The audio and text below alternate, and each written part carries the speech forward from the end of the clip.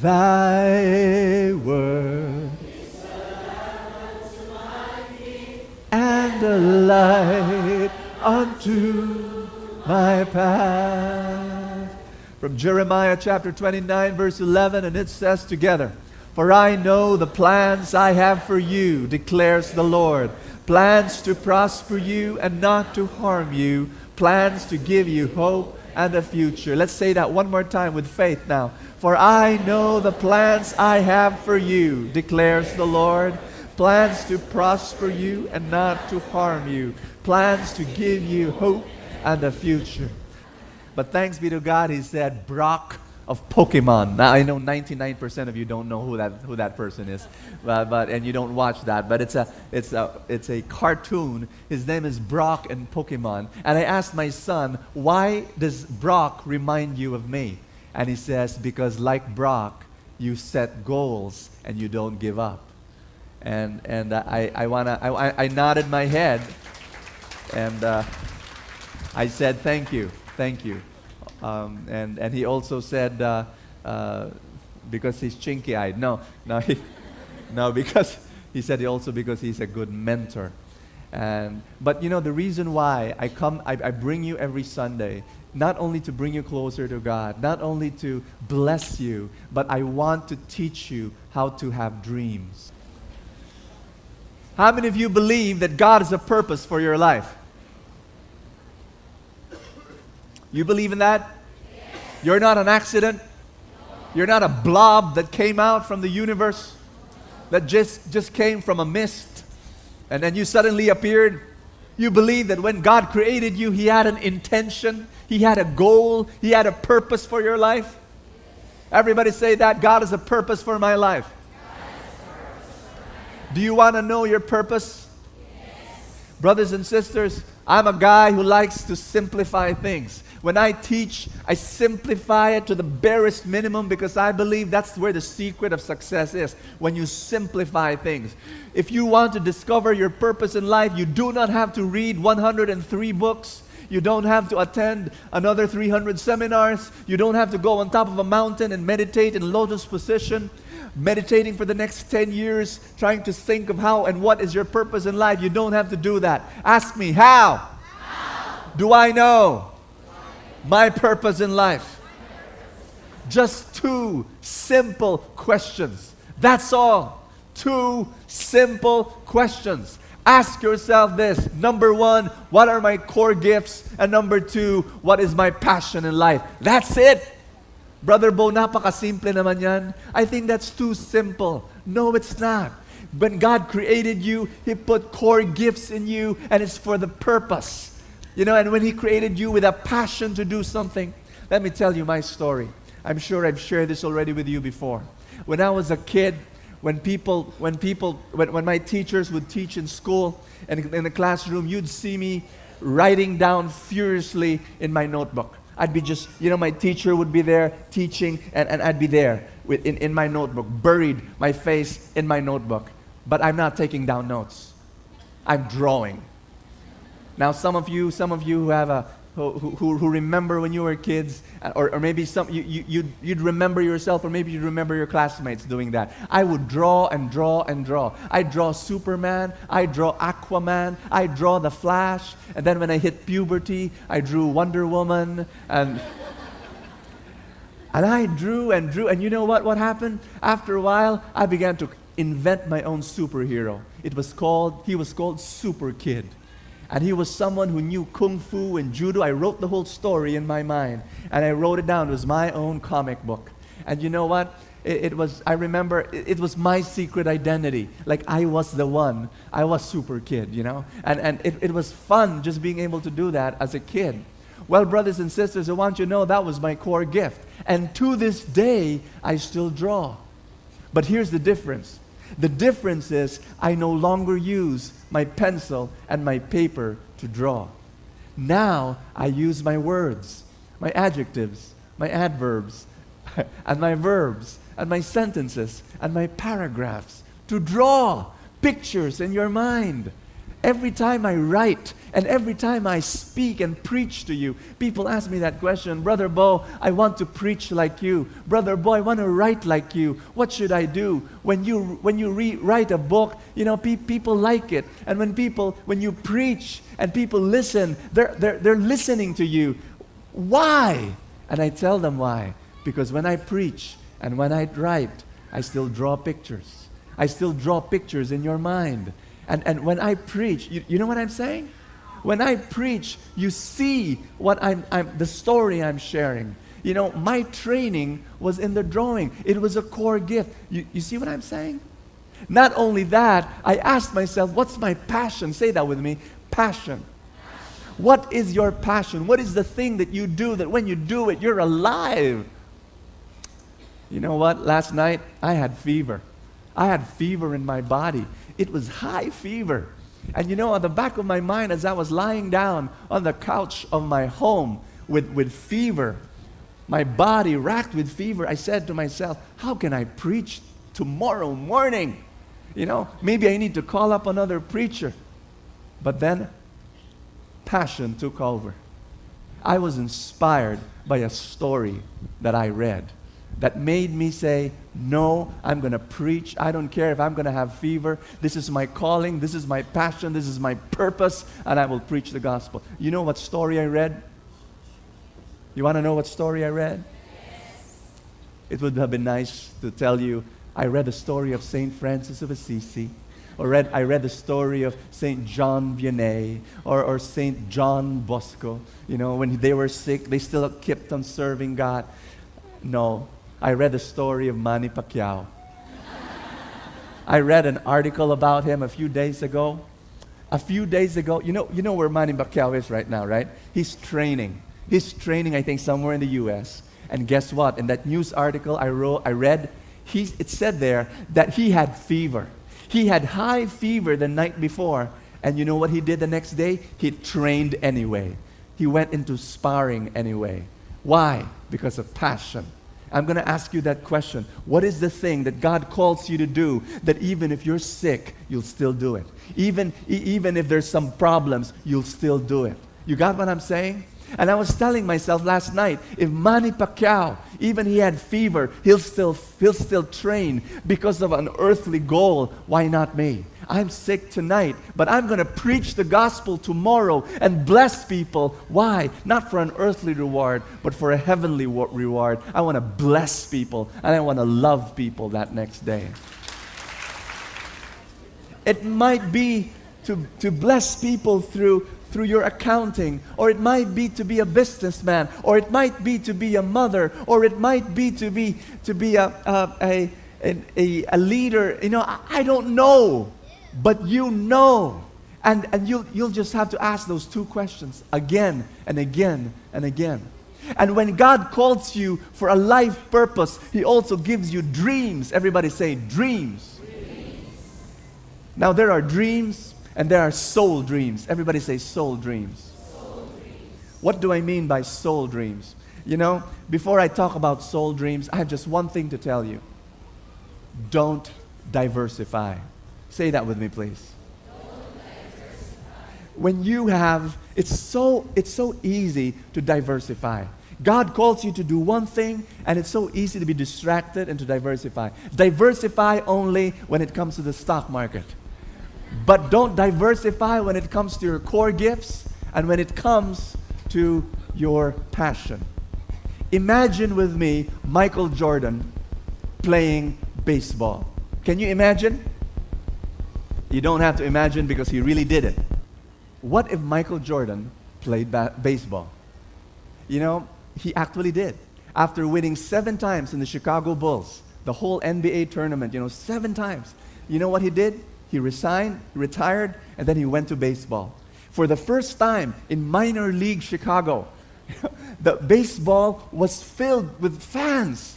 When it's a regular season, there are no people who watch. But just because it's Michael Jordan, fans would come in droves. But all of them were disappointed. Because when they watched, they were looking for the great Michael Jordan. But when he held the bat, he was like an ordinary player. he was not good the way they wanted him to be. Why? Because he diversified. You got what I'm saying? What if Tiger Woods decided to say, you know, I'm so good at golf. My gosh, I'm so good at golf. I'm now bored. Why don't I become a boxer? Yeah, why not? Why don't, I mean, I might not be, you know, there'll come a time I'll not be a good golfer anymore. Maybe it would be a disaster, right? Or what if Efren Bata, who's a good billiard player, would suddenly say, okay, I want to diversify. I'm so good as a billiard player, I'll just go to basketball this time and be a basketball player. Now, again, I'm going to tell you, it's going to be a disaster. You focus on what God has given to you. Do other things. I mean, it's okay if once in a while Efren Bata will play basketball with his son. That's okay. But it won't be the very thing that he will do to bless people. The first sign of a soul dream is this. It connects you, or at least it doesn't distract you from your life purpose. You got me? You got me? Okay. It says in John 15, if you remain in me and my words remain in you, ask whatever you wish and it will be given to you. Let me share with you something very personal. I've shared it already in my book, The 8 Secrets of the Truly Rich. But there was a time in my life when I decided I wanted to be a millionaire. Now, that was very uncomfortable for me. I shared there in my book how I was so uncomfortable with the thought of having money. I mean, I wanted to be like St. Francis. I wanted to give all my money to the poor and all of that. I did not want to think about money, but a conversion experience happened when I wanted to help people. How many of you have had an experience of wanting to help people? You want to really help people. You really, really want to help. You can't do it. Why? Because you don't have anything to help with. You got what I'm saying? And I had that experience again and again and again. And I told myself, Lord, okay, I want to be, and this was absurd, totally hilarious, I wanted to be a millionaire missionary. Have you ever heard of that phrase? Millionaire missionary. It was so downright, totally, completely absurd. I told myself, this is crazy. But in my heart, it was a dream. Now, how in the world would I become a millionaire missionary? You know? And I said, it doesn't have to be. I could have money and be able to help so many people. And now you come here every Sunday, right? Now, question, do you pay me? No, nothing. I come here and I preach and it's for free, right? Whatever you give in the love offering basket, it doesn't go to me. It doesn't. It goes to the ministry. So I come here preaching for free. How in the world will I become a millionaire? Huh? Parishes invite me for free, you know. Prayer groups invite me for free. How will I be a millionaire? Well, a few years ago, a company invited me. And then after that, many other companies invited me. And they would ask me, Bo, preach, speak to our employees. And I would say, sure. And then they'll ask me, how much? And I said, oh, it's for free. Because I'm used to preaching for free. And so I'd go there, and this is what struck me. I'm there, for example, nice place, Shangri-La, with a chandelier on top. Huh? Nice stage. And the company hired an MC. The company hired singers, Jaja Padilla, and great singers. And one time, after giving my 45-minute talk, I sat down to enjoy the singing. And when I sat down beside the MC, it was my friend. And the MC said, Bo, do you know how much that singer was hired? How much they're paying that singer? I said, how much? They're paying her 100,000 pesos to sing 3 songs. Wow. Well, after she sang, I left. And before I left, the HR manager of that company said, Brother Bo, thank you for speaking. It was really a blessing to all of us in the company. And then she gave me an envelope. And I left that place, I opened the envelope, and it was enough for my gas. it was enough for my gas. Now the reason why? Because I wasn't asking, right? The company paid for Shangri-La. They had money. The company paid for singers. The company paid for the MC. The company paid for the lights but they didn't pay the speaker because he wasn't asking. So I made a decision. I'm going to ask, and I'm going to charge an arm and a leg. And so now when companies invite me, I charge an arm and a leg. Guess what? They pay. They do. And I'm able to help people because of that. But here's something I'd like to share with you. This is a secret just between you and me. Don't tell any of these companies, okay? Whatever I tell them, whatever I preach to them, guess what? I give to you here every Sunday for free.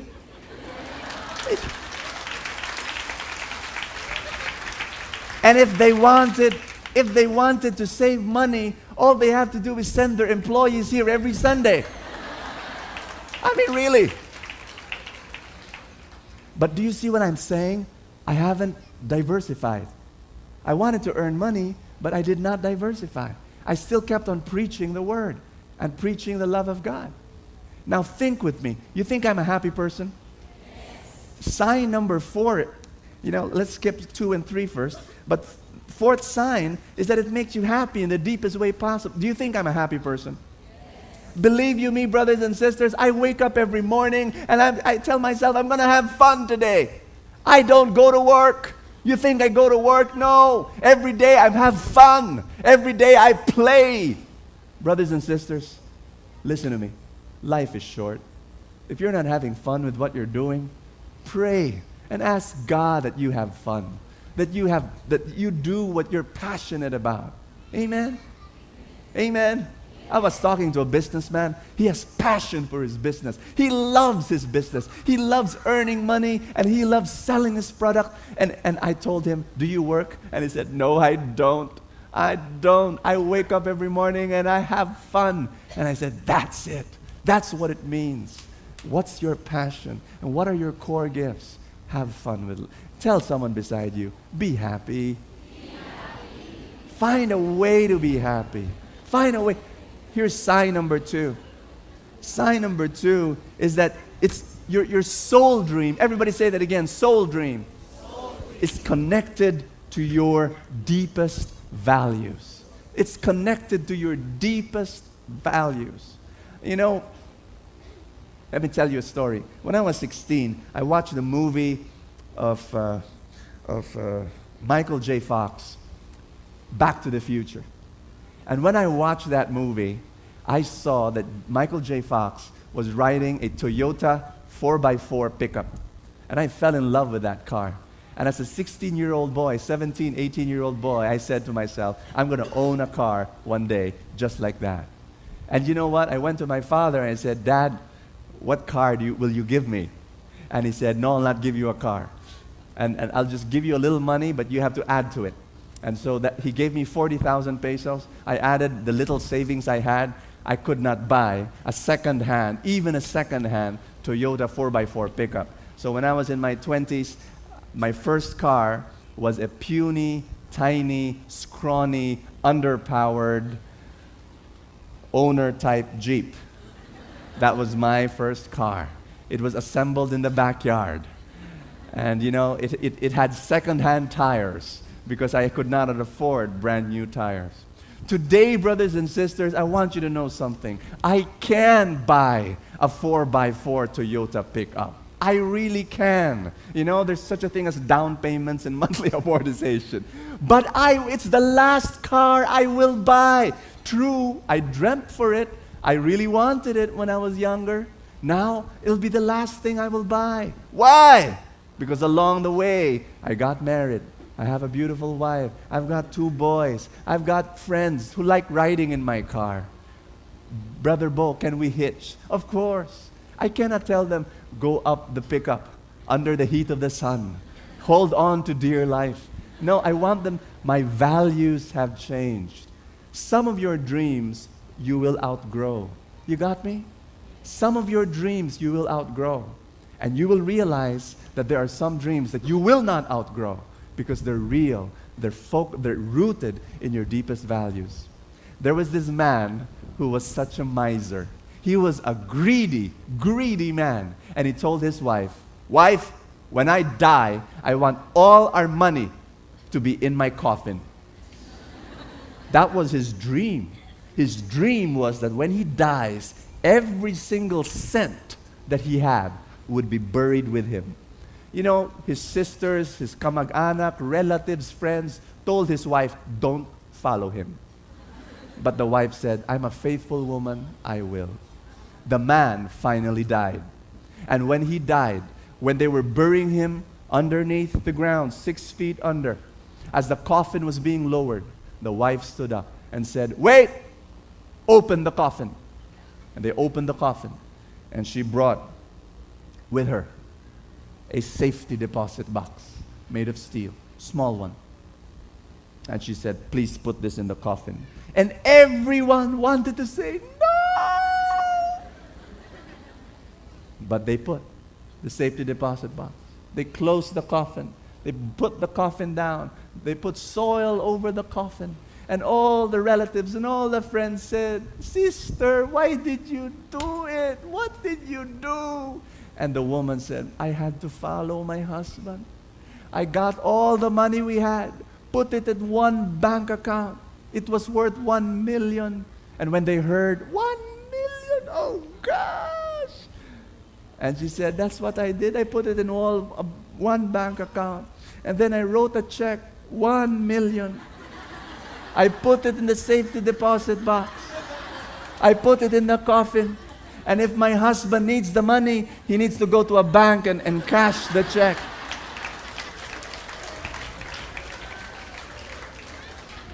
Some dreams don't have to be fulfilled. Some dreams don't have to be fulfilled because they're not rooted in our deepest values. Here's number 3. Number 3 is that it brings you closer to God and it makes you become like God. If you have a dream in your heart and it's a soul dream, it's a dream that God has planted into you, it's going to bring you closer to God. Amen? Just tell you one last thing. How many of you have dreams in your heart? Are you excited about those dreams? Yes. Some of you, you're dreaming to have a better job, or you're dreaming to have a business, or you want to have a ministry to serve the Lord, or some of you want to have your own house finally, or some of you want to migrate. You've got dreams. I want you to go through the whole talk and just ask yourself that question again. Is it a dream or is it a soul dream? And I pray that it's a soul dream. It's a dream that God has placed in your heart. Because if it is a soul dream, this is what's going to happen. Ask me what? God's resources will flow to you like a river.